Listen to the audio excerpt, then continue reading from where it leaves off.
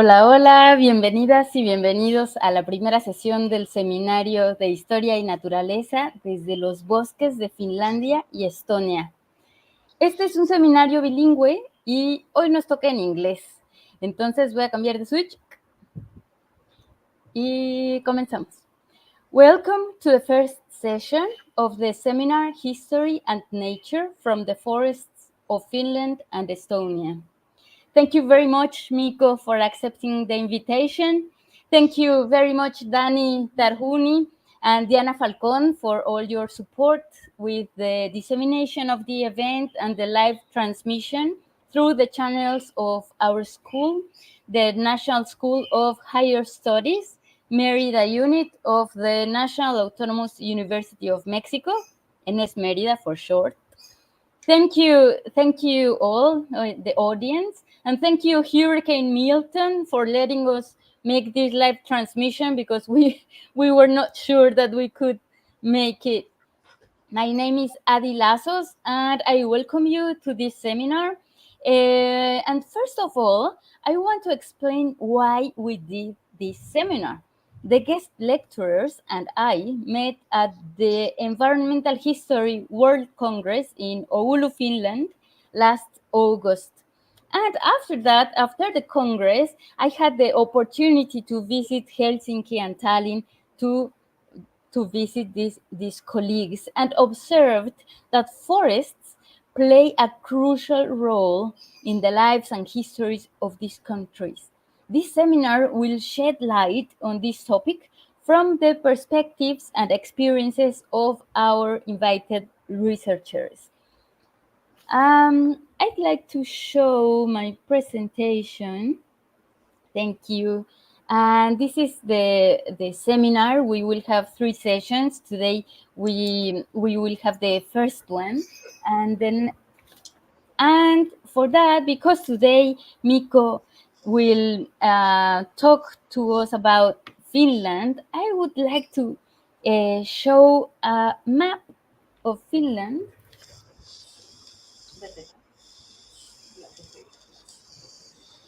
This is a map of Northern Europe.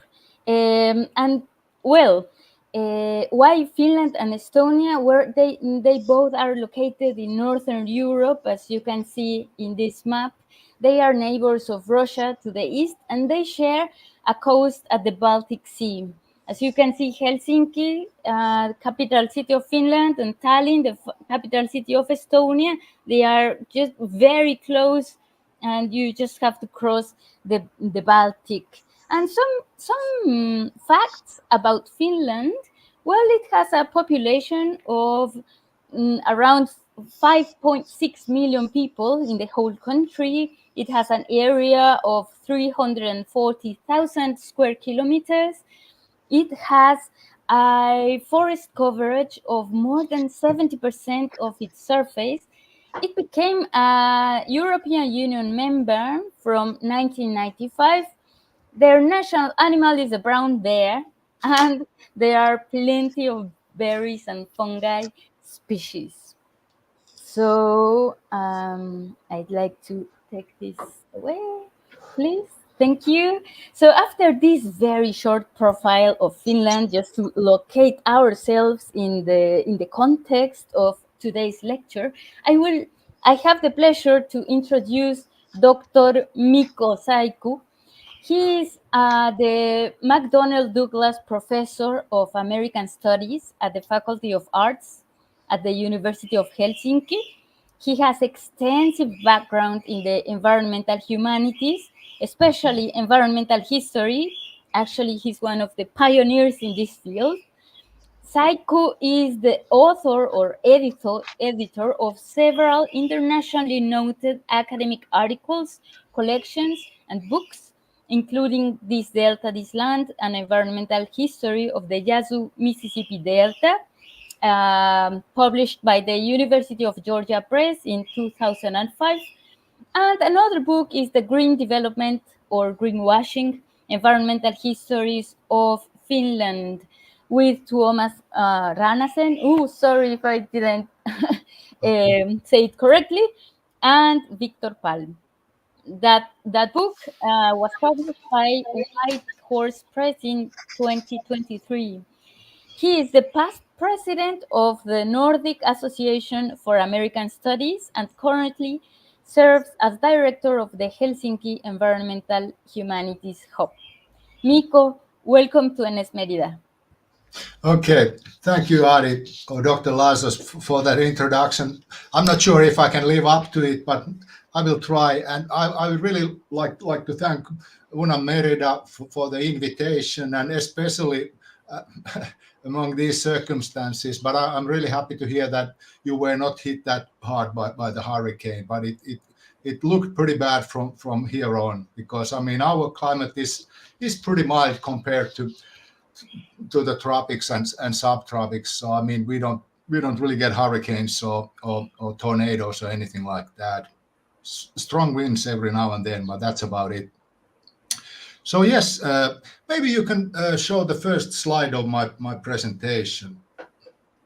And my idea here today is to give you people an sort of an overview on access to nature and natural resources in Finland in sort of a historical overview. And this is a topic that I've touched upon many times in my work and continue to do so. And we can actually maybe move to the second one. And I will, yeah. So I actually have sort of three topics or themes in this lecture that will last about, I don't know, 40 minutes or so. And I could go on. I mean, we have material for a full lecture series here, but I hope I'll be able to restrict myself to 40 minutes or so. And the themes are, there are actually three themes to this lecture or talk. And one is the sort of a historical overview of access to nature and natural resources in Finland. And I'm really looking forward to the Q&A period after my lecture and hear your input, because I think the sort of interesting thing is that I can give this away already. The sort of an interesting thing about Nordic countries, in this case, I mean Finland, Sweden, and Norway, compared to, let's say, Estonia or even Denmark, it's quite different. And in some ways, I would say that it's closer to the North American experience. In some ways, that the sort of a so-called common people have access to nature historically. But that's something we can discuss, and I will come back to that during the lecture. But I would be very happy to hear about the Mexican experience, because I really don't know too much about that. And sort of how do sort of so-called common people, how can they access natural resources in Mexico in history, but also today. And the sort of second topic I would like to touch upon during my lecture is that how does this historical experience contribute to the formation of a national culture? I mean, how important is nature for natural culture? And also, how does this historical experience show up in today? And if we have time, but I'm not sure if we will have time, I could use hunting as an example of that, because I mean that's something that's very much tied to class relations in much of Europe, and I guess also in Mexico. But that's a topic I really don't know anything about, so we could actually discuss that if we have time during the Q&A period, because I really don't know too much about the Mexican experience. Okay, Ari, can we move on to the third slide?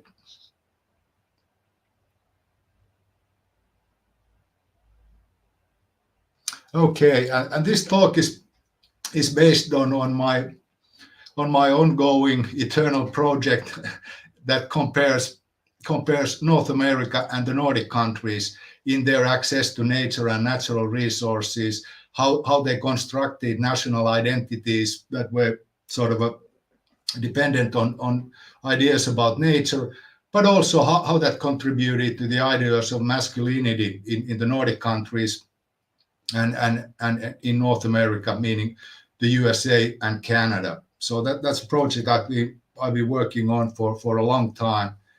And I could actually, let me see, I told Dr. Lazarus I had problems with printing out my notes, so I have to consult a couple of things here, but please bear with me for a second.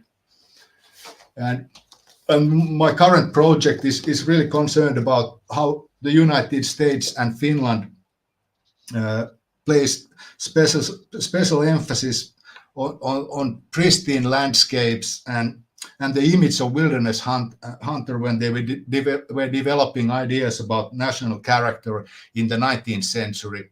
And once again, I'd be very happy to hear about the role of wild nature in Mexican culture. I mean, what sort of a role does it play in Mexican culture? And if you think about Mexican identity, how important is wild nature for Mexican identity? And I think that juxtaposing late 19th and early 20th century North American and Nordic ideas about nature, landscape, and masculinity can therefore shed new light on the notions of nationalism and manliness. And some of them are clearly shared between North America and the Nordic countries. One thing that we also can touch upon during this lecture, and I can actually probably show you some images, is the role of landscape painting, because for Finns, landscape painting was crucial in developing a Finnish identity during the 19th century.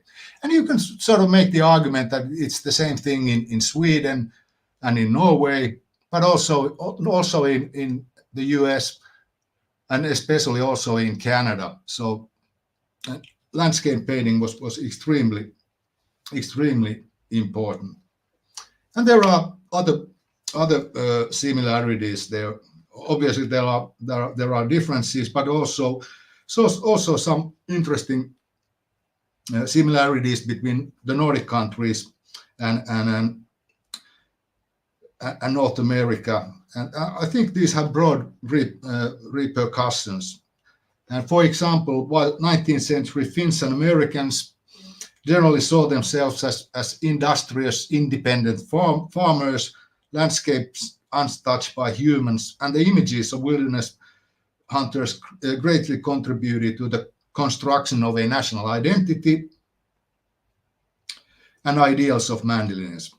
And it could be even argued that North American experience with its imagined unrestricted access to the wilderness, I mean, this is the Wild West, the frontier, all that stuff, it is actually not as exceptional as the United States citizens tend to think. Because I would argue that from the 17th up to the 20th century, the Nordic peripheries, especially in Finland, in northern Sweden, and also in some parts of Norway, shared certain natural, cultural, and even legal features with the famous North American frontier. And intriguingly, some scholars have even traced the roots of the American, meaning the US frontier culture, to the mid-17th century colony of New Sweden on the Delaware River. So that's sort of an introduction to the topic again. And please, can you give us the next slide? And this is something that Dr. Lazarus already pointed out. This give you an idea about Finland. I think for the next couple of slides, I say a few words about Finnish nature and try to give you an idea about Finland and its nature and population and culture and things like that, because there are some, I think, really important things here that come to play when we think about people and nature, and also their access to nature. And as Ari pointed out, Finland is part of the so-called Nordic countries, not Scandinavia. It's Scandinavia is Sweden, Norway, Denmark, and Iceland. Well, at least Denmark, Sweden, and Norway, and these people speak the so-called Scandinavian languages. But because of cultural reasons, Finland, where the main language is Finnish, which is not a Germanic language, Finland is often or is is part of the so-called Nordic countries, which have a pretty similar culture in many ways. Of course, nowadays probably best known for sort of social democratic life of way, the so-called welfare state, and a pretty high standard of living by world standards. But it has not always been so, and Finland is a good example of a really a very peripheral place in the sort of European history. I mean, as you can see, it's way up north. You know, one third of Finland is actually north of the Arctic Circle, and so it is a very northern place. It's also a pretty big country by area. You know, the size of Finland is comparable to Germany. It's about as big as Germany. Obviously, it's smaller than the whole state of Mexico, but it is much bigger than, for example, Yucatan, almost 10 times bigger than Yucatan. But it has always been a very sparsely populated place. We have really good population records from the mid 18th century, and even today we have less than 6 million people. And obviously, back in the, let's say, 2,000 years ago, I mean, there were maybe a few thousand or couple, maybe a dozen thousand people or something like that. So, I mean, it's been very sparsely populated country. It is also not a mountainous country. It's pretty low-lying country, and as Dr. Lars has pointed out, it's really originally and even today largely covered by coniferous forests and peat bogs, and lots of fresh water. So that's one thing that we have plenty of is fresh water. But it's obviously the growing season is very short, so it's not a great place for agriculture. So Ari, please could you give us the next slide? And yeah, and I can say a couple of words about the natural vegetation and maybe something about fauna and flora that Ari already referred to. And obviously we are way up north, and as you can see from this map, practically all of Finland is covered by boreal forest, and that means actually forests that have pine, spruce, and birch, and that's about all we have. Only on the southernmost coast, which is shown on red on the map, you would find something that resembles the sort of a Central European broadleaf forest, where you have, you know, oaks and ash trees and beech and stuff like that. So Finland really is a forested country, and obviously it is a pretty hard country for animals too, if it is for humans, because of the coldness and the short growing season. So we do have lots of wild game and birds, but the populations are not high, and like humans, there are, when it comes to numeric measures, I mean, the populations are not that strong. I mean, it is a hard environment for animals and humans and plants. Okay, but we can discuss. I'll be happy to say more about Finnish nature and flora and fauna and fungi also, if you are interested in that. But yeah, let's see, and let's go to the next slide and see how people in what is today is Finland have used nature and talk a little about the population history, but also the history of access to nature. And I think the sort of a main thing to keep in mind is that, I mean, it has always been sparsely populated. It's a large area of land that is sparsely populated. There are not many people even today, and obviously that has a lot of impact on how the sort of a relationship between the people and nature developed. And if we go back a couple of thousand years, I mean, there have been people in what is today Finland since the end of the last ice age. And I mean, there have been various populations coming to what is today Finland and maybe taking over from the earlier settlers. But we really don't, we only have archaeological evidence of those times. But the sort of a main thing, if we think about, let's go back about, let's say, 1,000 years. And at that time, the situation was that there were sort of a permanent settlements only on the southern, very southern parts of Finland, and you would have various Finnish and Sami tribes living in what is today Finland. And I mean, nobody knows for sure how many of them there were, but they were few and far between. And agriculture was practiced only in the very southernmost Finland. But of course, around, let's say around the year 1000 AD, or in Finland, what is today Finland, became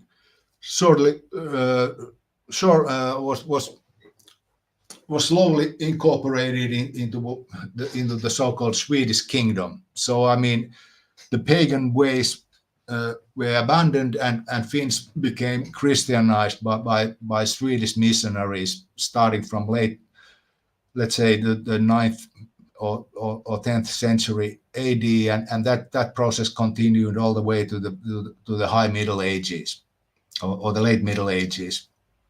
So there was a slow integration to the Swedish kingdom, and since, let's say, 1100 AD, Finland became a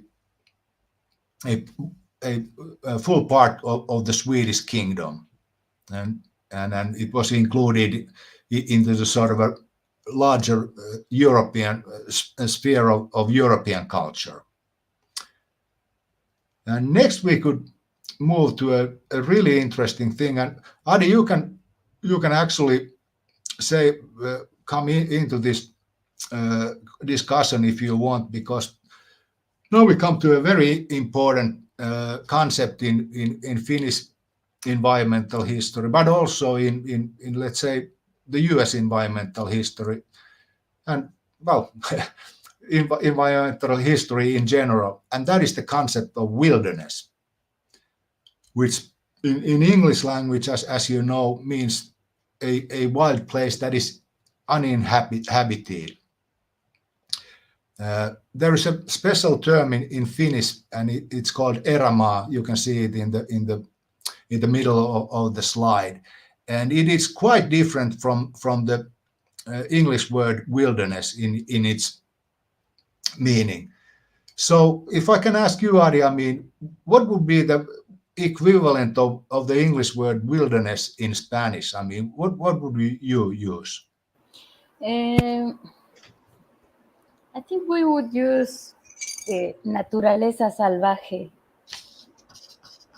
Okay, so that also, like the English word, I mean, it means untouched nature. Yeah, something like that. Yeah, I think, yeah, trying to find a nice translation of wilderness. I think that'd be that. Yeah, and I think it's the same in most European languages, that you have this idea that wilderness is something untouched by humans. But in Finland, we really don't, or in the Finnish language, we really don't have that, and that's because of historical reasons. So we can go back to time immemorial and see that, you know, Finns.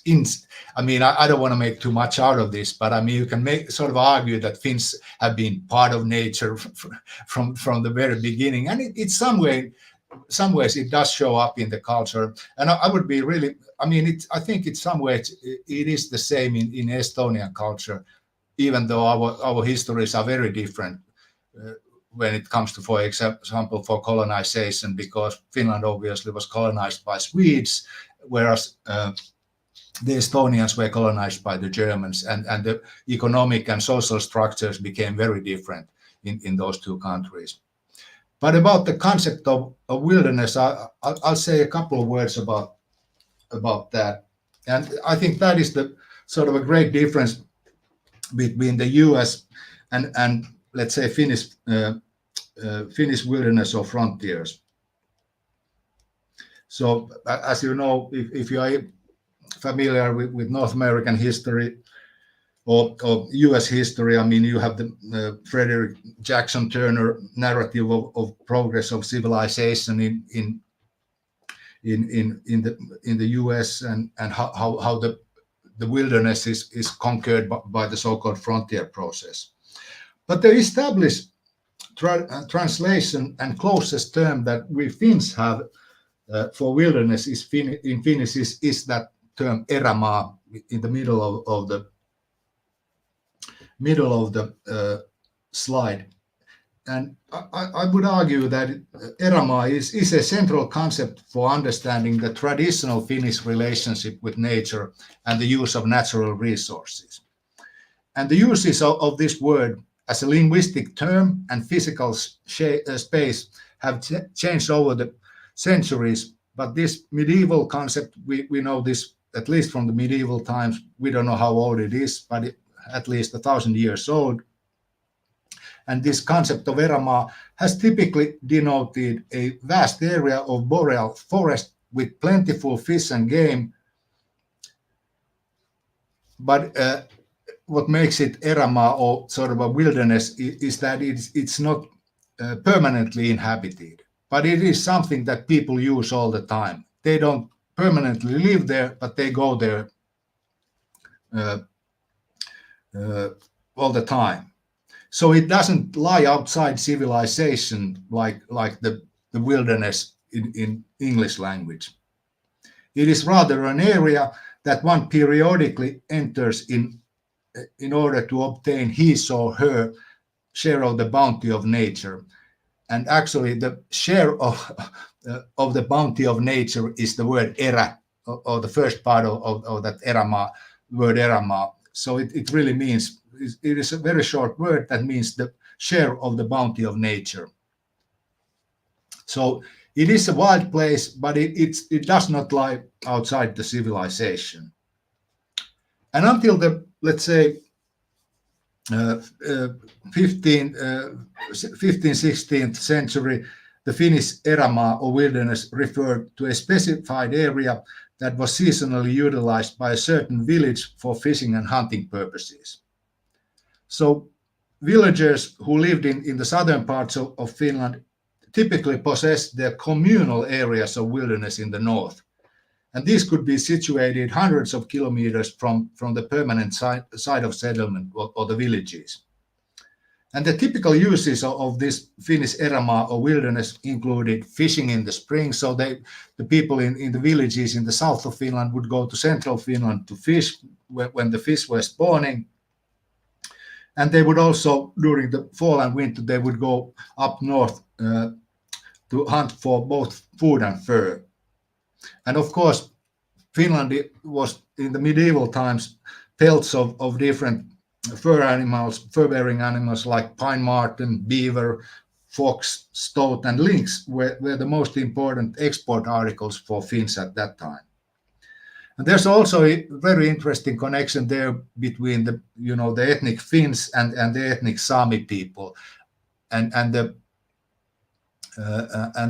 borderline is not as clear as it is with indigenous people. For example, the colonization of the Americas. I mean, the process is some ways quite different. But you could say that people, the villagers in the southern parts of Finland would levy taxes on the Sami people they encountered in the northern wilderness. And what is important is that if the villagers in southern parts of Finland would establish permanent settlements in the more northern locations and introduce agriculture in those places, then these areas ceased to be erämaa or wilderness, and they became the sort of a property of the settler. So you have this sort of a slow ongoing settlement since the time immemorial in the Finnish forests. And you can actually see that from those maps. These are not that accurate, and you can argue, but I mean, you have the different tribes of Finns in the first map on your right hand side. In the upper right corner, you can see the sort of a traditional Finnish tribes and their places where they stayed, and on the lower one you can see how they sort of slowly took over the what is today Finland, and of course at that time the Sami people would be pushed northward. But I mean, that process really started to take place only in the 16th century, because at that time the Swedish king Gustav Vasa declared all the wilderness areas to be crown's property. Before that, they were commons. You know, all people could go in there, and I mean, who wanted to use the natural resources could do that, or at least they belonged to the villagers. But in the mid 16th century, the Swedish king Gustav Vasa, who's pretty interesting person in many ways, because he created the modern sort of a modern state in Sweden. He accepted Lutheranism instead of Catholicism, and created modern taxation and things like that. But he also declared that everything that wasn't permanently in agricultural use in northern Sweden or in northern Finland became a property of the state of Sweden. But if people would go out to those areas now and then settle and start to practice agriculture, they could have their own places there. So there's actually this sort of a state-driven imperative to settle these lands and move on to agriculture. But it was a pretty slow process, because it is such marginal agricultural land. So vast areas of land, especially in northern parts of Sweden and Finland, they remained outside agricultural activity, and people would carry on with sort of a hunting and gathering ways of life all the way, you could say, until the 19th century or so. So in some ways, this is a sort of a same sort of a development that took place in Canada and in the US. And we could actually try to make some parallels with the Mexican experience. Can you give us the next? Well, actually, let's still stay on this slide. And on the bottom of the slide, you see the term "everyman's rights," jokaisen oikeudet, and that is actually, I don't know if you can tap the link, Lars. See what happens. Do we get anything?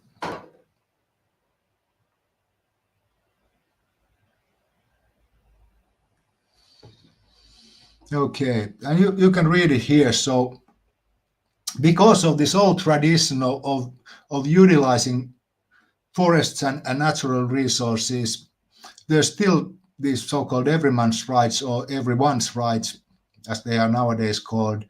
And that means that the private property rules are not as strict as in most European or let's say American countries, because you can freely go on somebody else's land, and you can actually pick berries and even tent on somebody else's land without permission. You can't hunt or fish without permission, and you cannot make fire on somebody else's land without permission from the landowner. So I mean, there's no such thing as trespassing as such in Finnish or Swedish or Norwegian culture. and that has to do with the old tradition of people moving in and out of nature, so going out to nature and coming back. So especially berry picking and mushroom hunting, you can do that anywhere in Finland. Obviously, you shouldn't go to somebody else's yard, but I mean, if you keep a little bit of distance from permanent habitation, I mean, it's fine to go somebody else's or places owned by somebody else and pick berries or mushrooms. Okay, we can go back now, Ari, please. And yeah, let's go to the next slide. And one thing I think that has been really important for Finns and Swedes also to sort of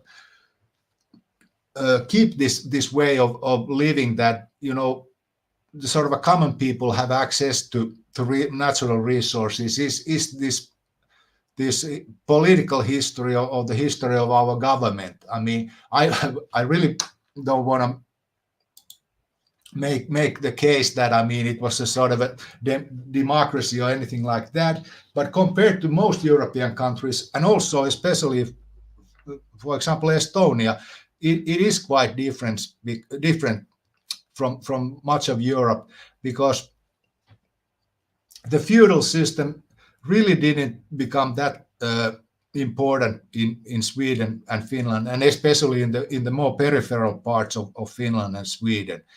So, for example, even as Sweden had a monarch with lots of responsibilities and power, there was also this so-called Riksdag, or Diet of the four estates. So you had different categories of people who could say they would meet, and we would have a meeting of estates. And unlike the rest of Europe, obviously there was the nobility, the clergy, and the burghers, the merchants of the cities who were represented in the Riksdag. But in Sweden, in the Kingdom of Sweden, also the independent yeoman farmers had their place in the governance. So that's quite different from much of Europe. Obviously, it didn't include everyone. It was people who really owned land, but they didn't have to be large landowners, unlike in much of Europe. And so, I mean, that's very different from Central Europe, or even Estonia, where the sort of a common people had no say to the governance of the country. Well, we probably shouldn't. We don't have time to go to the Great Partition, but there's this idea also that the communal lands were, since the late 18th century, they started to be dispersed to independent landowners in a different way, and that actually resulted to continuous loss of Sami land in the north. And the sort of interesting thing about Finland, and I don't know how much Estonian history you will discuss the next time, or the third time when you have lecture about Estonia, is that Finland got pretty lucky when it became part of Russia in 1808, because Russians, in one of the wars against Sweden, Russia annexed Finland. But we were lucky to keep our legislation, and we had a special status within the Grand Duchy of Finland, as a Grand Duchy of Finland. So we were able to continue the old ways, and we were not Russianized during the 19th century.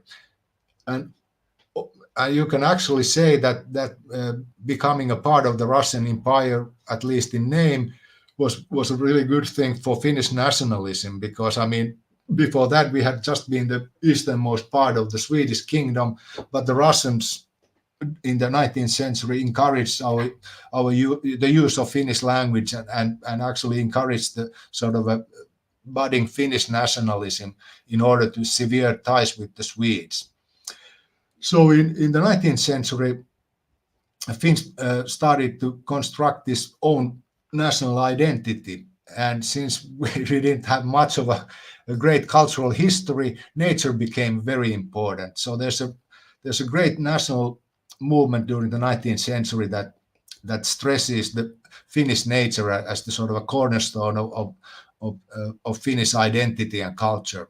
And you can actually make some comparisons with the US, how they use natural images, because they don't have a great cultural history comparable to many old European countries. They are both Finland and the US or Canada or Norway. They are sort of a young countries, so to speak, and nature often plays a very important part in their sort of a self-constructed constructed national identity. Okay, Adi, let's go to the next one. And here's one slide that I often show, and I think this helps you out to understand how different the Finnish, in some ways the Swedish experience is from Central Europe or Western Europe, because we have this frontier process where people move. Of course, in the US, you would have the European colonists coming in from the east and moving on to the west. And in Finland, the movement is from the movement picks up in the 16th century and moves from the south to the north. And in both countries, you come to the areas where agriculture is quite marginal, and these became state lands and owned by the state. And obviously there are issues with the indigenous people, the Native Americans in North America, and I would imagine also in Mexico, but I really don't know too much about the settlement history and the land ownership questions in Mexico or Mexico. But in the Nordic countries and in Canada and the US, you have this thing that once you come to the agriculturally marginal lands, they often become state property. And Finland and the US are quite comparable. You can sort of see the movement of the frontier on today's map. Can you give us the next slide, please? And also on these state lands, you often have the natural, the protected areas. So in the US, they are in the west. In Finland, they are in the north and typically owned by the state, or much of the protected areas is owned by the state. Okay, what about the next one?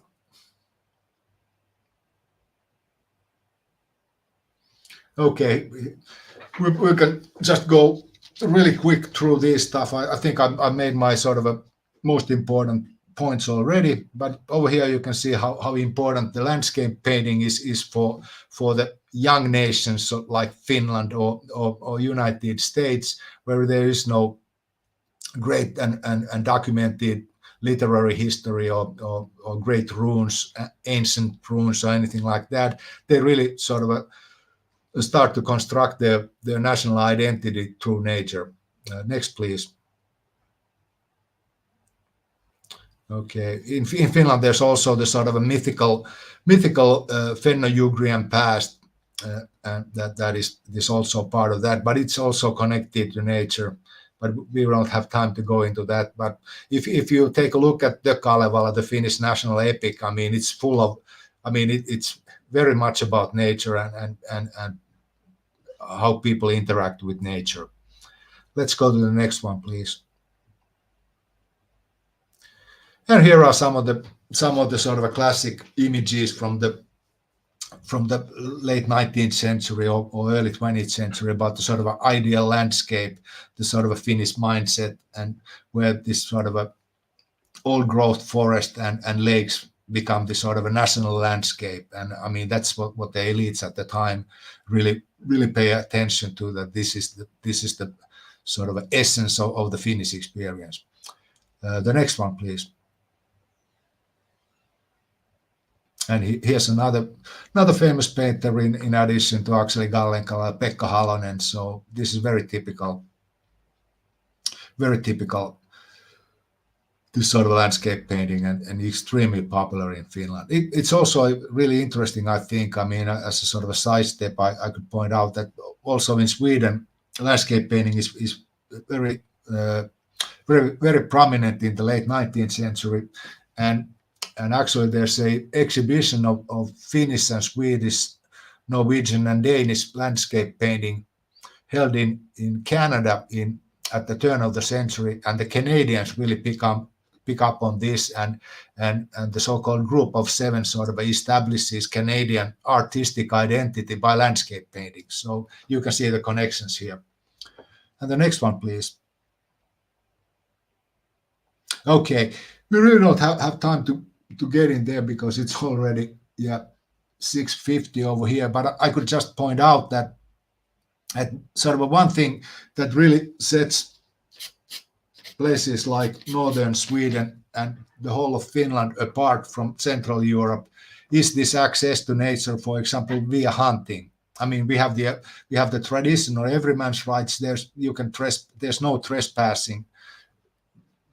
It doesn't exist in our legislation historically, but it's also about access to resources. We often don't think about hunting as an important topic, but it actually sort of a prism into the class society and the class relations in Europe, because in the feudal systems, if you think about the medieval feudal systems, in the feudal societies of Western and Central Europe, hunting rights were gradually severed from land ownership, and that's unlike the Nordic countries. So in Central and Western Europe, typically only the royalty and nobility were allowed to hunt big game, and smaller landowners and peasants were forced to become assistants in the hunt, which turned into an elaborate display of aristocratic power and a potent symbol of social inequality. So it's very different from the Nordic experience. And this is the sort of a classic European noble hunting for the elites of the society. Can we go to the next one, please? And here's an example that contrasts on your right hand side the sort of that's the French noble hunt compared to the US hunt, because you can see how important the sort of idea of free hunting was for the US people, and I would argue it's very important for the Nordic people too. The next one, please.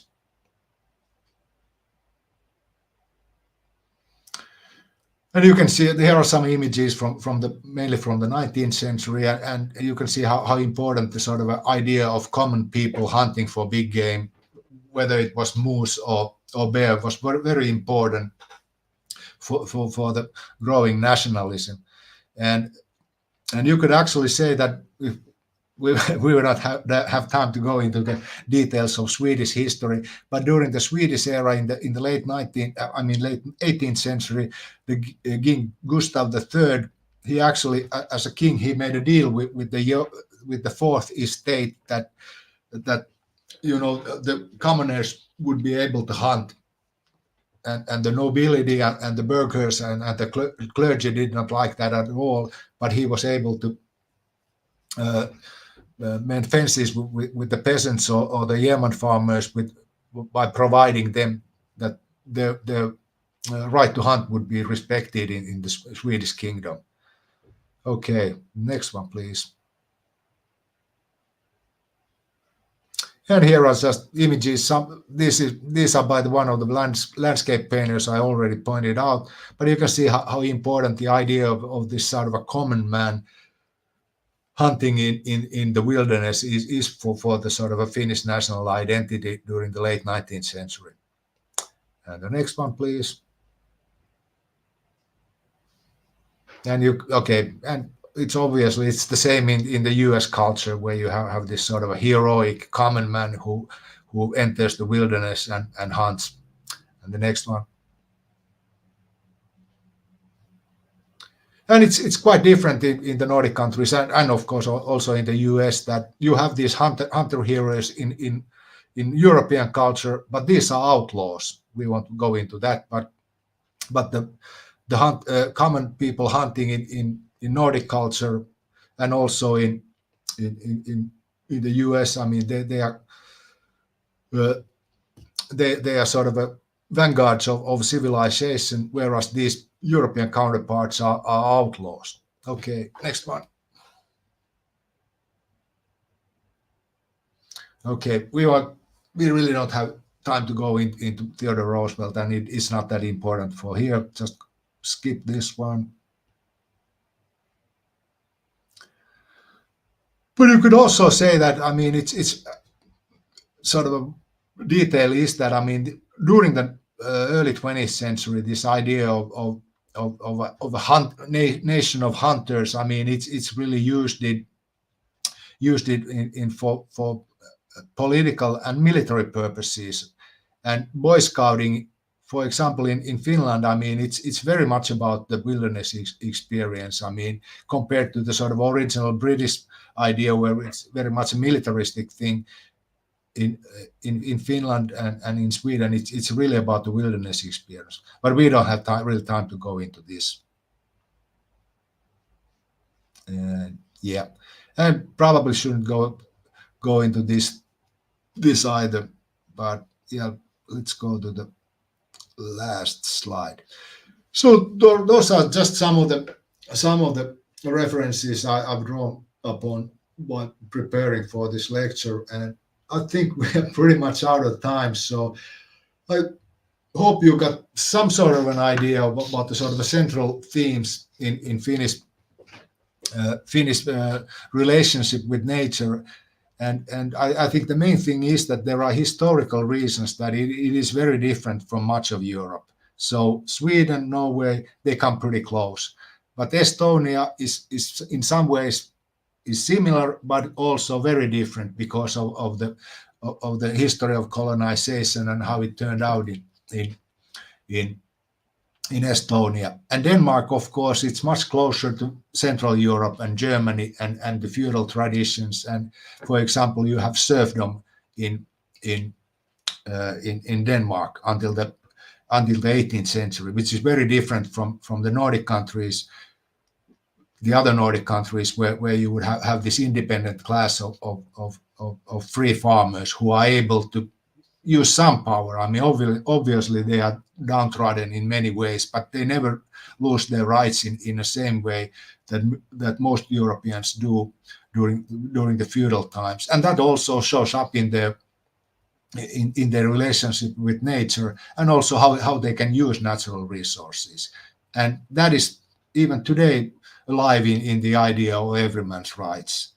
And also, of course, I mean, it's actually quite fascinating, and I think I saw some statistics about gun ownership.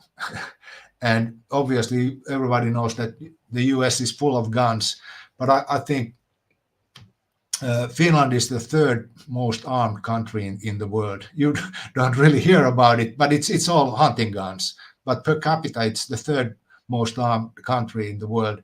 But I mean, very few people have handguns, but they have shotguns and hunting rifles. So hunting is still an important part of the rural life, not so much with the urban people. And the same goes, Sweden is more urban and urban country, and it's been urban for a longer time. So gun ownership, for example, and hunting is not as common in Sweden, but it's still like Norway. I mean, I think they are still in the top 10 in per capita gun ownership, and that's something you don't really think about when you think about the Nordic countries, and obviously we have done something right, because the homicide rates are pretty low, even though we have a lot of guns around. And I think I can end with that high note, and thank you for the opportunity. Thanks, Adi. Thank you so much, Dr. Saikku for this fascinating journey to the history of natural resource use in Finland. I learned so many things. I really like to study more this concept of erama. Sorry for my pronunciation. Very good pronunciation. And these comparisons that you made with the USA history also, and the landscapes. And I don't know, we have some questions Yeah. here at the with the public. So I will read them. Oh, thank you, Wendy. Uh,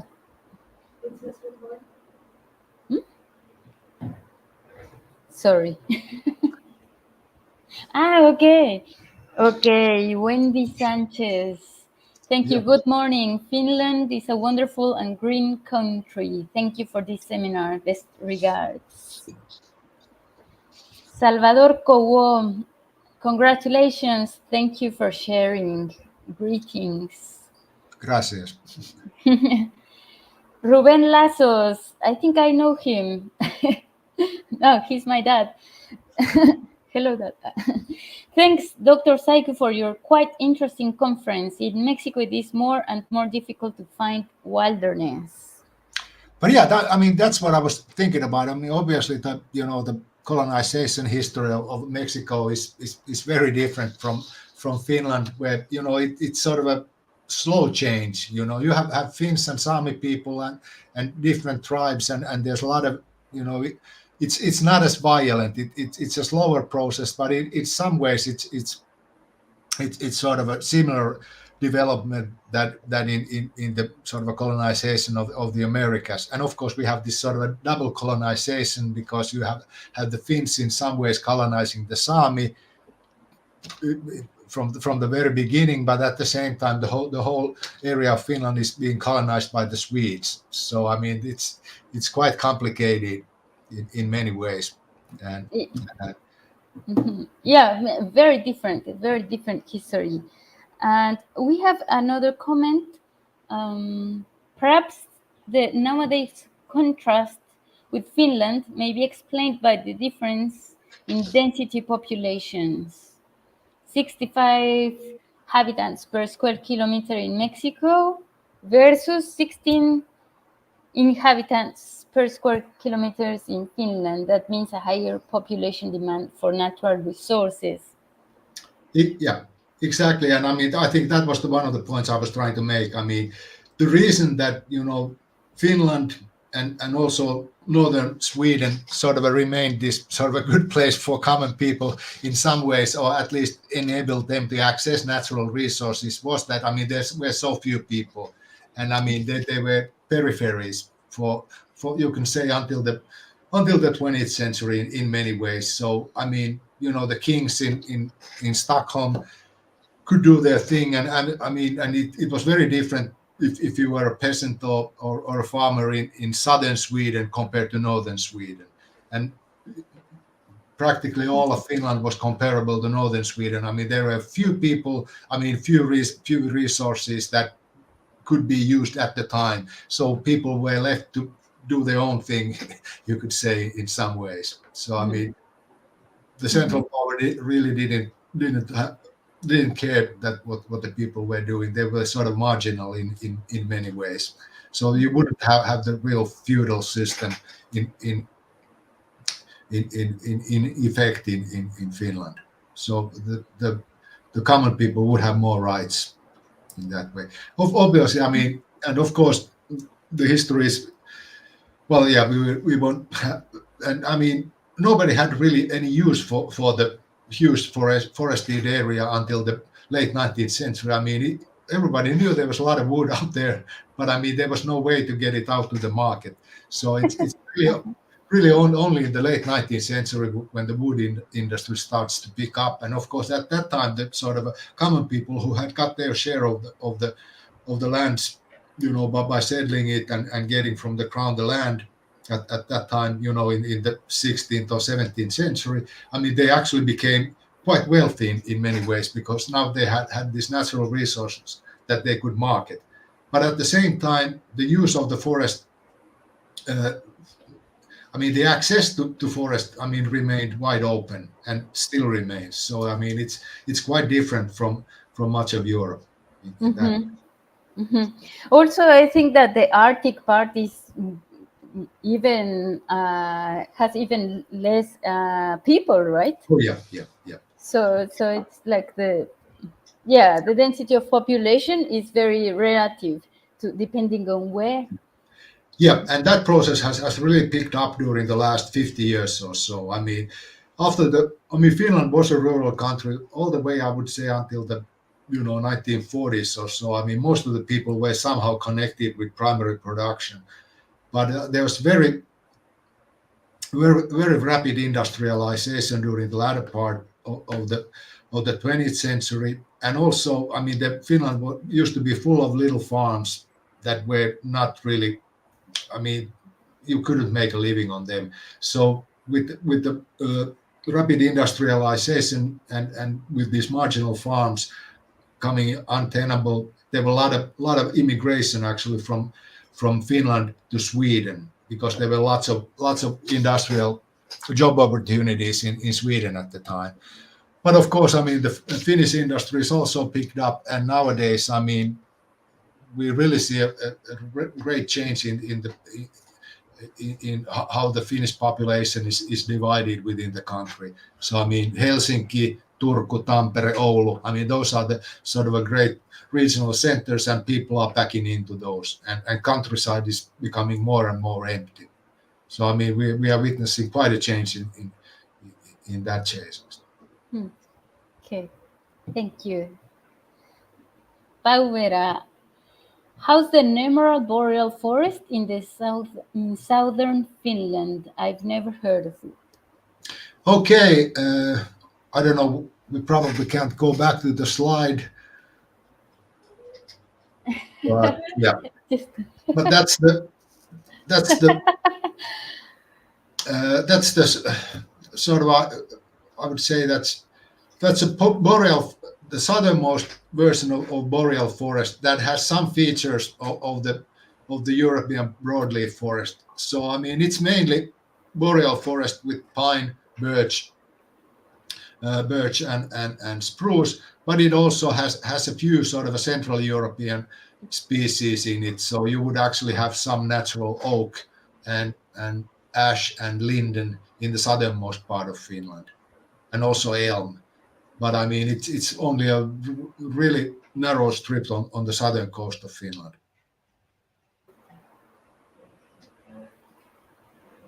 Okay, I think Danny found it. I think it's the next one. The next one, yeah. Yeah. Yeah, so that would be the boreal nemoral, I think. And nemoral would be then the sort of a classic sort of a European broadleaf forest landscape dominated by oaks and ash and species like that. But as you can see, Finland is, and of course, that also ties into the length of the growing season, and of course the possibilities for agriculture. So you can see that northern part of Sweden, and then practically all of Finland is pretty marginal agricultural land, and of course that explains why there are so few people, because back in the old days, it couldn't support too many people. So in that way, it's also marginal for the interests of the major powers in history. So there were no resources that were important for people at the time. Okay, thank you. Thank you very much. We have another question. Okay, from Gaston Vera. How many reserves, I guess he talks about protected areas, count with the participation of indigenous peoples? Okay, And of course, I mean, in Finland, the classification of indigenous people means the people who are Sami. And of course, there's always discussion, I mean, who is a real Sami and who's not. And I mean, there is some disagreement within the Sami community who qualifies as a Sami. But I mean, I've been doing all through this presentation, I'm making pretty gross oversimplifications of very, very complex issues. But about the Sami areas, I mean, and that's actually really, that's a great question, because it ties into this question of erämaa and wilderness in Finnish culture. Because in the northernmost part of Finland, if we go back to the slide where you have the protected areas in Finland, if you can get that up, we can actually check that out. Okay.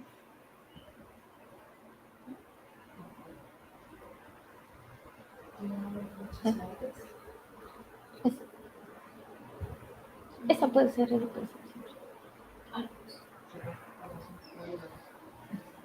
Okay. Is that one? That's great. Yeah, that's great, because here we have the Finnish government lands owned by the Metsähallitus, which is the Finnish sort of a forestry board. So you go to the northernmost part of Finland, you can see it's almost all is red. I mean green, and much of the northernmost part is actually called wilderness areas, but it doesn't mean wilderness in the English sense of the word, but it means that those are areas put aside for Sami people to, for example, practice reindeer herding. But they're called wilderness areas. The translation is wilderness areas, but they're called, in Finnish, they are erämaa-alue. So you see this old concept comes up again, and much of those areas are utilized by the Sami people for traditional livelihood, which would include reindeer herding, but also, for example, ptarmigan hunting. So I mean that's one of the classic ways of Sami people that they would hunt for different grouse during the winter. And if you go to the I can actually send you a PDF version of my slides at some point, and I can add some links to there, so you can actually go and see what the Finnish government nowadays means with those wilderness areas and where they are situated. So I think we should have information on that over the web. So I will add those to this presentation, and I will send you the PDF. So if anybody wants that, I'll be happy to provide it. That'd be great. Thank you, Mikko. I think we will manage that if you subscribe to these constancias. if you sign up here, Danny put the link of Google Forms so that we can collect your data, your email, and everything, so that we will send the materials that Mikko generously is offering to us. Thank you. Okay, I think we have a... we have another question. I have a hard question from Martin Fricke, and it is a good question. And obviously, I mean, that's because, I mean, a good academic should always define his or her terms when he's using them. And of course, we come back to what is nature. And I should have made clear here that I'm talking about nature in a sense that people who were constructing Finnish identity in the late 19th century and early 20th century were talking about nature. So what they meant by nature. So in many ways, for those people, nature was erämaa. I mean, it wasn't as wild as the American wilderness, but I mean, it was a wilder place, and it had elements of untouched nature, even though it had people in there and people would go there. And of course, I mean, and it tells about the sort of a globalization of cultures is of course that today, if you say erämaa to most Finns, I mean, it's becoming pretty identical with the sort of English wilderness in many ways. If you come to ask an urbanite in Helsinki, what do you mean by erämaa? He or she would probably say that, I mean, it's wild, untouched nature, even though in the northern part of Finland, I mean, Eramaa, even in the official state usage, means places where people can practice their sort of a natural ways of living that are connected to use of natural resources. But yeah, that is a good question. Thank you, Martin. Martin is a philosopher.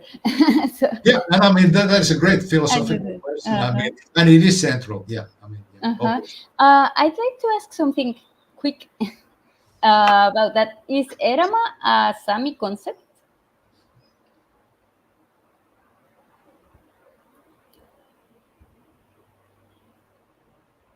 Uy. Hello? Yeah. Oh, sorry. I was asking a question. Is Eramaa a Sami concept? I would imagine, not really. I think it's a sort of a, I mean, it's obviously it's Finnish language, which obviously originally had many dialects before the creation of the sort of a universal written and spoken form.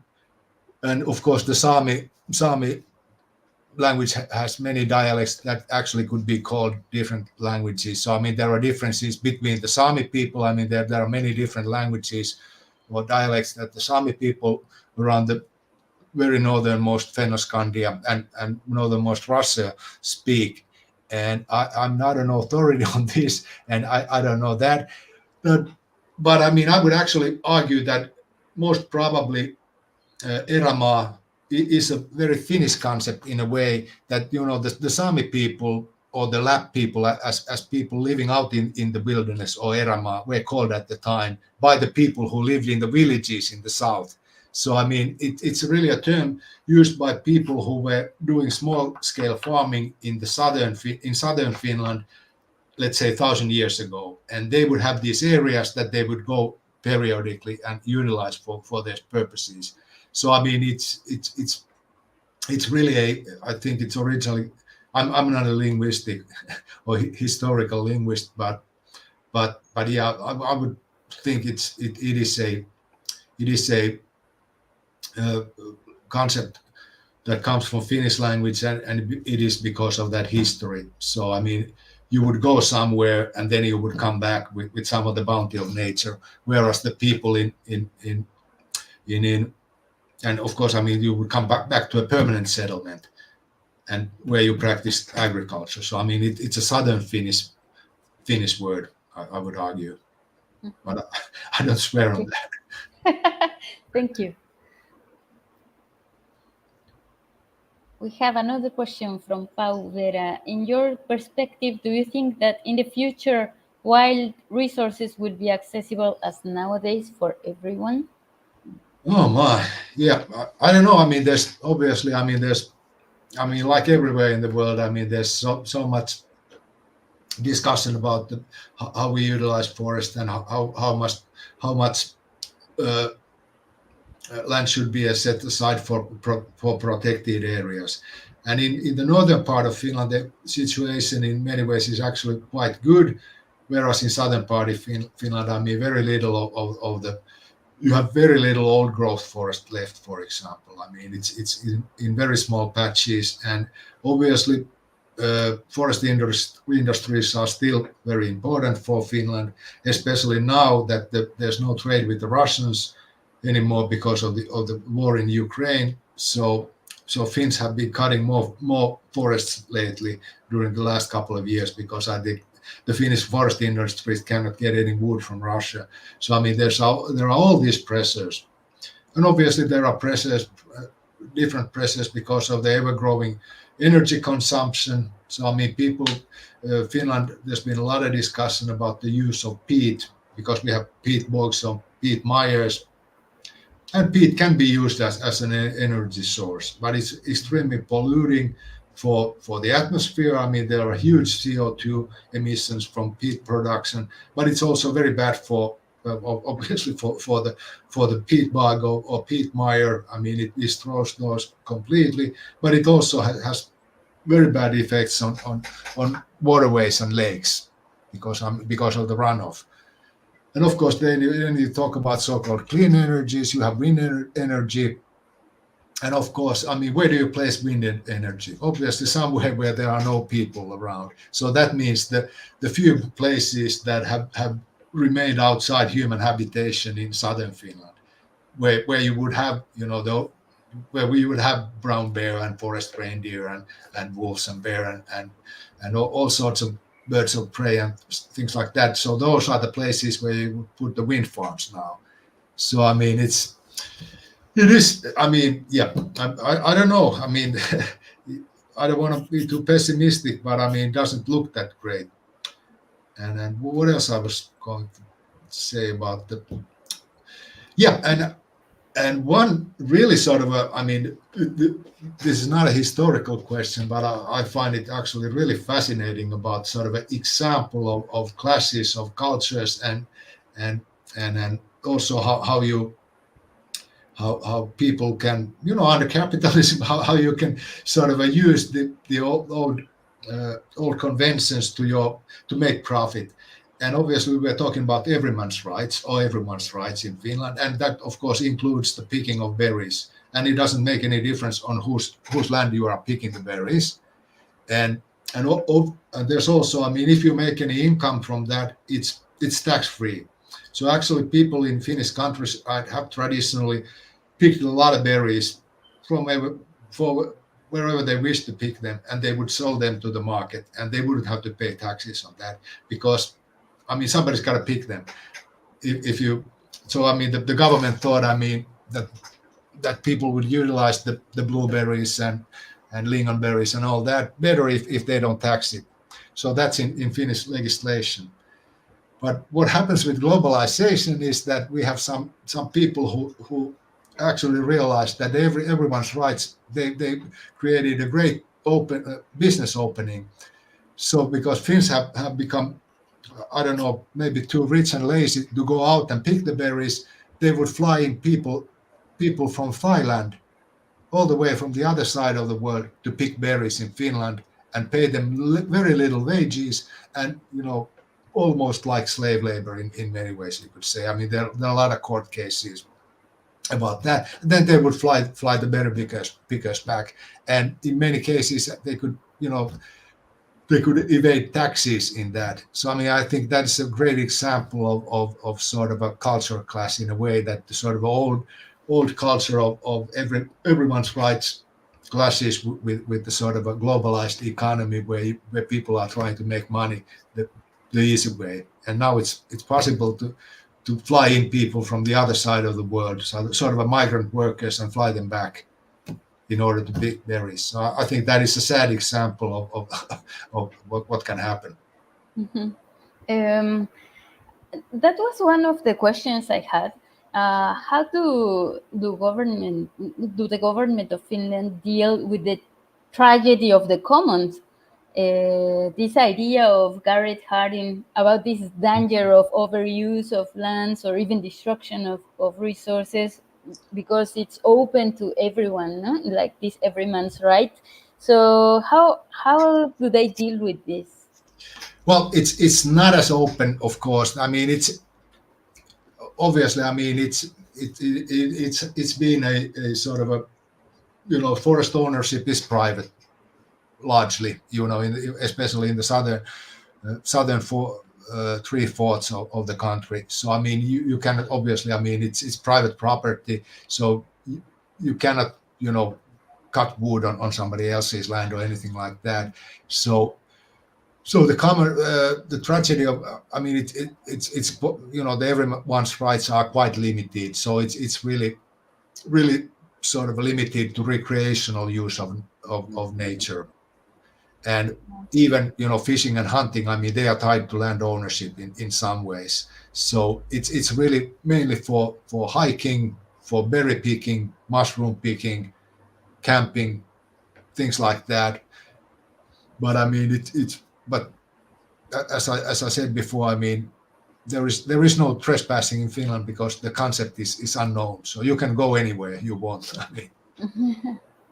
But of course, I mean, you have to have the great discussion about the public lands and actually about the public land ownership, because I mean, there are a lot of cases that the Sami think that, I mean, they are actually not, the lands are not owned by the state of Finland. It actually should belong to the Sami people. And I mean, that is something that hasn't been, I mean, that's been a ongoing problem, how to go about that. And I mean, so I mean, it's an ongoing problem. I mean, who makes the decisions? And luckily, I think that the Sami people have gotten more word in the last couple of decades. But I mean, there are a lot of it is a contentious relationship.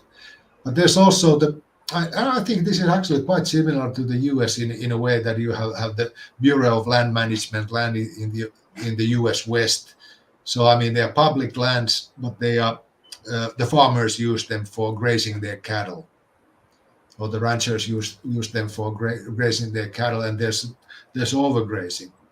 And of course, I mean, nothing's that simple. So I mean, even indigenous people can do bad things to the environment. So you actually have there's overgrazing of in the Sami areas, because I mean, there's a lot of reindeer herding, and so I mean, the herds have become bigger. So there's a lot of overgrazing in the northernmost Lapland, because I mean, it is a very fragile environment. So I mean, if you have too many reindeer on a place, I mean, they can there's a lot of erosion and things like that. So nothing's unfortunately very simple. Yeah, rather complex. Thank you. Paola, she comments, the forests of Finland have a lot of history. Oulanka National Park was one of them. Yeah, Oulanka is one of the sort of classic national parks. And in Finland, I mean, the idea of creating national parks, I mean, it was sort of floated around already during the late 19th century, and tells you how important the sort of idea of beautiful nature was for the national identity. But they only get around founding national parks in the 1920s and 30s, actually in the 1930s, and that's when they founded the first national parks. But they also founded something. So the national parks are open for everyone, but they also founded something. I'm not sure what would be the right translation, but I guess it's strict nature reserve of something like that. And it is those are areas that are set aside in a way that, I mean, nobody except scientists really can go into those. So I mean, you just let let nature take its course. So I mean, those are accessible. There may be a couple of paths that go through the strict nature reserve, and you can walk on those paths, but you cannot step off the path. And I mean, we have quite a few of those also.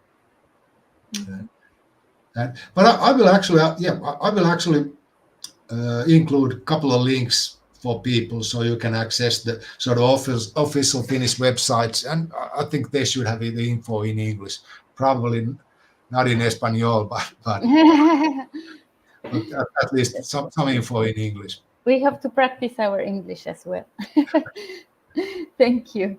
Eric, now that you have mentioned the topic of the forests, how does the view of access to natural resources change through time? How is it seen by the younger Finns?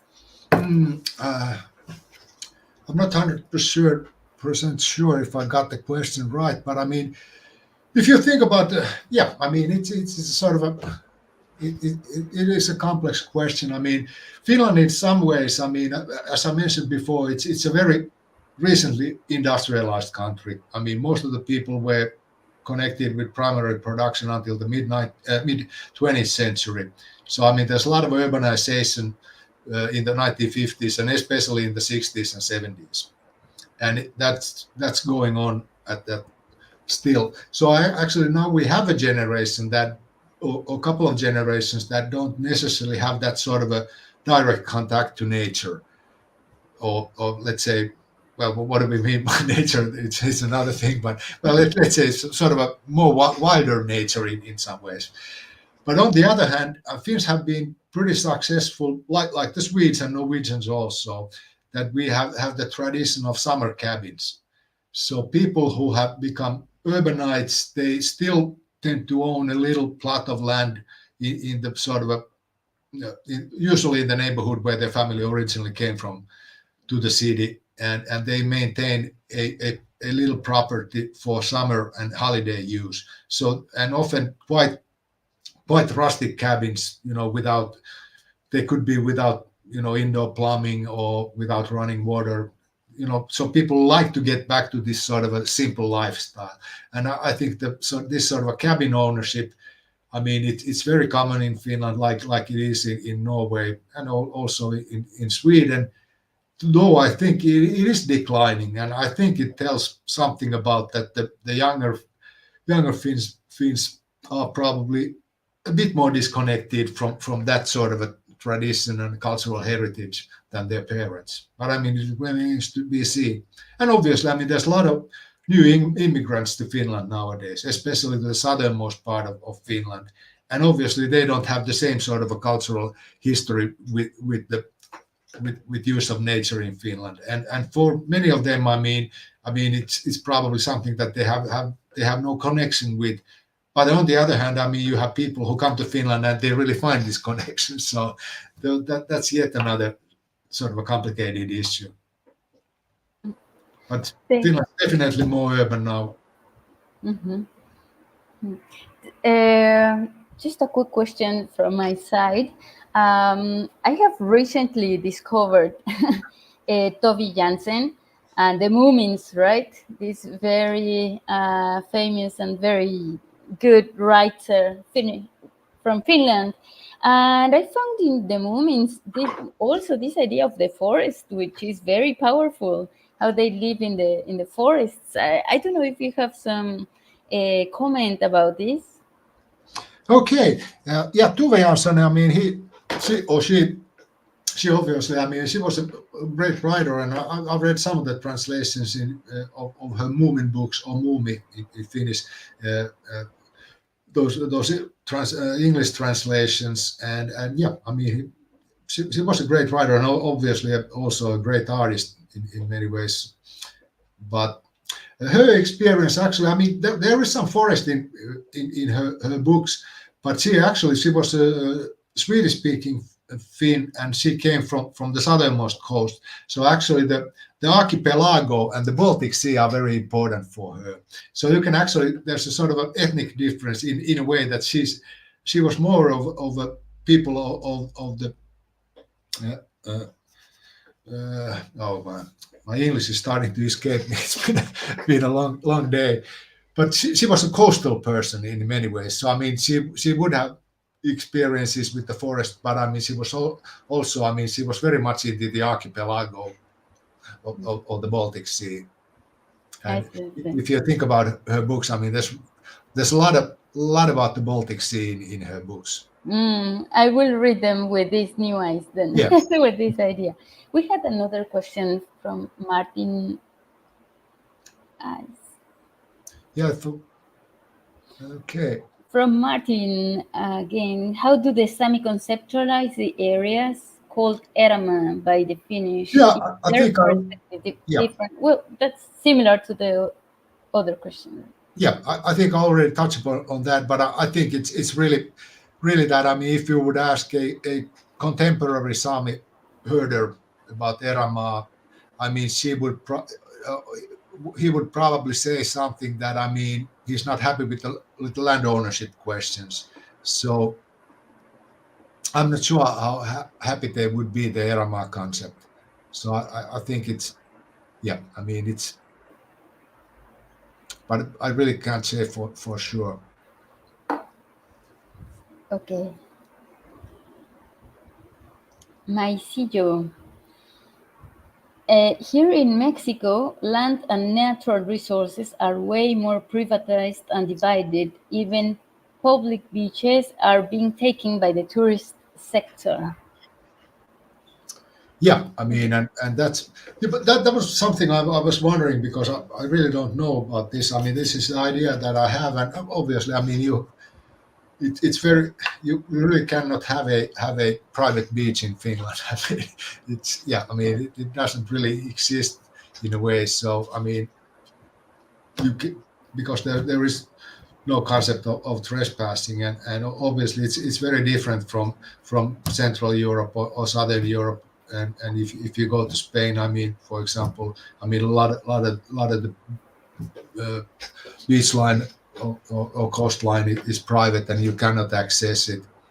And obviously, this is the same in the US, for example. I mean, so I mean, you have to have the great difference in between the Nordic countries and the US in the use of private lands. So I mean, with us, it's still a bit more common than elsewhere in the world. But yeah, I was interested about the. I mean, how much public land is there now today in Mexico? I mean, can you give me a sort of a ballpark estimate? Because I know that in Finland, I mean, there's the amount of public land is over 30%, and it's the same in the US. Obviously, in the US, I mean, it's mostly in Alaska. I mean, that's the biggest block of public land. But I mean, it's about the same.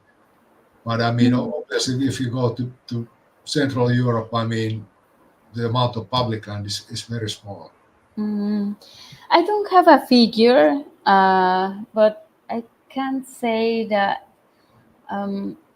our history is so different because we had the Mexican Revolution at the beginning of the 20th century, and that changed a lot the land tenure. So nowadays, I think we have access to mostly protected areas like national parks or biosphere reserves, those places that we can visit. But we have, as I agree with Maisillo, that mostly is private property. Or the common use land from ejidos, which is another type of land tenure, like for especially in rural areas, it's also changing to private property slowly. In some places it remains the like common land, but for the people from that ejido, that's how we call it. It's not that anyone can go there and do something. And that's actually I just touched upon that during the lecture. Is that I mean, they in Finnish, and this is also Nordic sort of a Finnish-Swedish thing. Is that I mean, they obviously I mean they would originally have these, you know, in the medieval times they would have these villages, and the villages would have commons, you know, the common lands, and they actually divided those into private property already in the medieval times. But I mean, it wasn't very efficient land use because I mean everybody had a strip of land because they had to they had to be everybody had exact the same amount of arable land. So they came up with this great partition during the 18th century in the Swedish kingdom, and that's when these people would get. I mean, if you wanted some land that wasn't as good for agriculture, you might get a huge amount of land that was forested because it wasn't thought that it was that expensive. So there haven't really been that sort of a commons in Finland for hundreds of years. So I mean, most everything was private property, but I think that sort of you still could access it for some of the things. And obviously, when the forest resources were not that economically important, and that's all the way until the late 19th century. That I mean, nobody cared if you go to somebody else's forest and cut some trees there, because I mean it was sort of an endless resource, and it didn't have any economical value really. So I mean it was not a big deal until the 20th or late 19th century. Yeah, I see. There are also regional differences. Yeah. Like in the northern part of Mexico, there's a lot of desert. So that's different from the rainforest here in the Yucatan Peninsula, or temperate forest in the central region. So it's really, yeah, it really depends on the region. And I think the sort of a big, I don't know how who was our Estonian speaker in this series? That was Elle-Mari. Yeah. I don't know if she's going to touch upon the sort of a history of land ownership in Estonia, but I think the big difference between Estonia and Finland is that, I mean, we were part of the Swedish kingdom where the smaller landowners and farmers, they were downtrodden, but they still had some rights, and they could sort of defend their rights all through the Swedish period and also during the Russian period. So we never had that sort of a, elite landholding class of people that you would find in most European countries, and obviously also in Mexico before the land reforms and all that.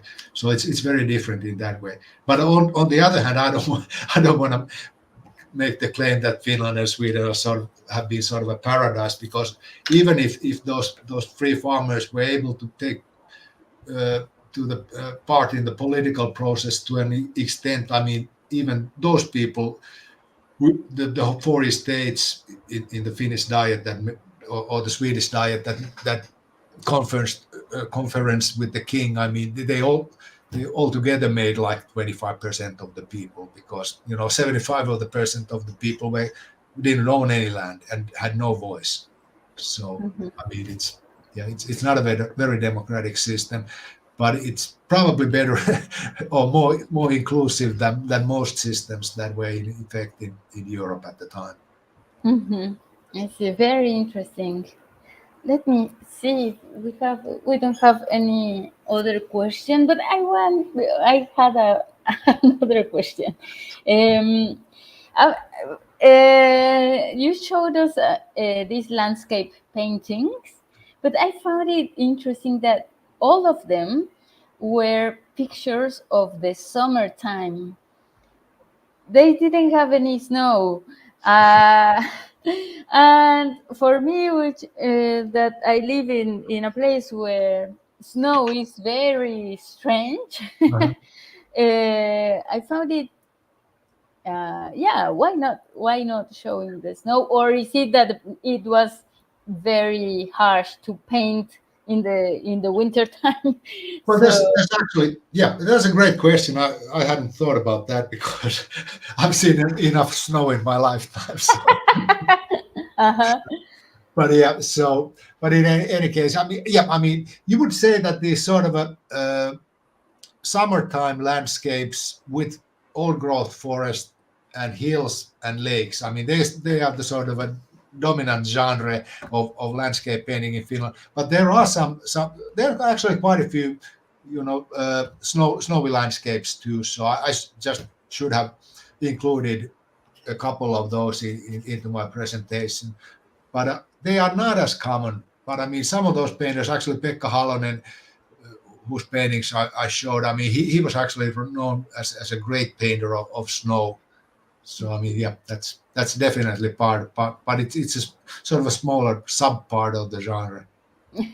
Okay, thank you. We have another comment from Wendy Sanchez. I think that the possibility of ejidos to become a private property is linked to the perceptions about being a peasant as a work that young people do not want to develop, and this is a very important topic to environmental history. Indeed. Yeah. That sounds like I mean, how you go about that, because I mean, in our history we already did that sort of a privatization already centuries ago, and obviously, I mean, you can still probably see some of the remnants of that system, even though, I mean, Finland is you could probably say, with Gini index and things like that, I mean, it's a very democratic country where you can access education. I mean, education is free and things like that are free, but I mean, that's a pretty recent development, and obviously the people who didn't get private land, when the lands were divided in the, let's say 300 or 400 or 500 years ago, I mean, obviously that went into generations. And I mean, so I mean, you can, you must also remember that Finland was one of the poorest countries in Europe, 150 years ago, and I mean, people were dying of hunger in the 1860s, and so I mean there was a major famine in the 1860s, and I mean, it was very poor and peripheral country in many ways. So Finns sort of one thing I think Finns, I'm at least proud of is that, I mean, we did start to pay attention to general education in the 19th century, and that was part of the nationalistic movement and sort of an idea of creating a national identity and the sort of making Finnish language an important part of that. And then we would have elementary school. So I mean, already in the 1860s, I mean, even at a time where people were dying of hunger during the bad years, I mean, we created a system that everybody should attend school and learn to read and write. So I think that was sort of the driver for the Finnish exceptional rise of Finnish living standard in the 20th century. Mm-hmm. Okay, thank you so much. Yeah, for sure that this is the happiest country in the world. I think it gains this title, right? It must be related to nature. But yeah, well, you've been to Finland. I mean, we can be pretty gloomy, but I mean, I guess we are still sort of happy. I mean, we don't complain too much. But yeah, hey, thanks for the invitation. It was a pleasure, and I will come up with a sort of a revised version of the PowerPoint and with some references, but also with some new links, and I will send it to maybe tomorrow or the day after that. Okay, thank you very much, Mikko. Thank you very much also to the audience for all your interesting comments and questions and your interest. Thank you very much, Dani Taruni. She's in charge of making the magic of these live transmissions. So thank you again, and hope to see you in the next session in 15 days. Okay, muchas gracias. Muchas gracias, Mikko. Okay, bye-bye. Bye. Thank you.